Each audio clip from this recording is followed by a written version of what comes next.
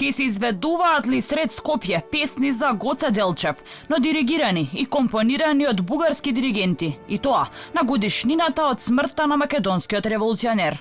Како што дознава Алфа, по повод смртта на Делчев, 2 дена по 4 мај, на 6 во Македонската филхармонија, во рамки на манифестацијата Гоце Виденови, ке настапи бугарскиот диригент Христо Христов, кој според нашите информации важи за поборник на тезата дека Делчев е бугарин. Според она што е достапно за него на бугарските медиуми, например во 2015 година, пишува дека е управител на Фондација за култура во Бугарија која го носи името на Делчев. Ова не е прв пат во Македонија за одбележување на смртта на македонскиот револуционер, камерниот оркестар на филхармонијата, под палка на бугарски диригенти, да изведува бугарски композиции за Делчев. Токму Христов бил главен диригент и во 2019 година, ама тогаш бугарските песни за Делчев не доминирале.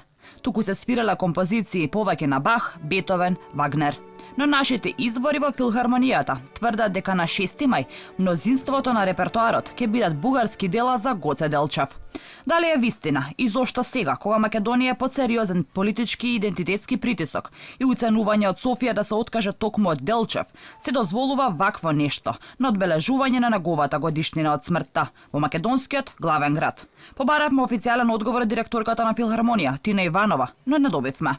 Истовремено е нејасно зошто ова го дозволува Министерството за култура. Дали ваквите манифестации го наговестуваат епилогот од кој јавноста стравува во така нареченото решавање на спорот со Бугарија?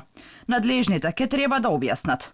Во меѓувреме, во архивите на организирани настани по повод годишнината од смртта или раѓањето на Гоце Делчев, никаде не може да се сретне дека под палка на македонски диригент во бугарски градови се пеат и свират македонски песни за револуционерот.